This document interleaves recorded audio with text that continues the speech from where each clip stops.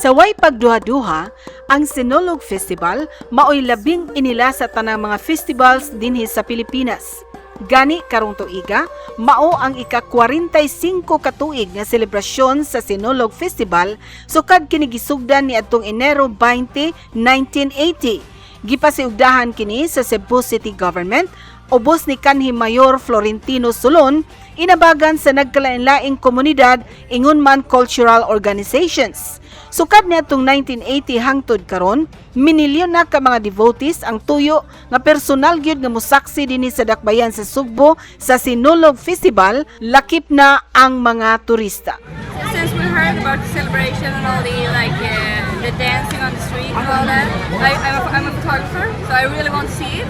So maybe we will stay a couple of days. We didn't know that would be so big and animated. Yes, it's nice. It's quite deeply. The people are very religious. I mean, everybody was participating in the mass. I have never seen so many people participating in a mass, so it was very impressive. Yeah. Beautiful.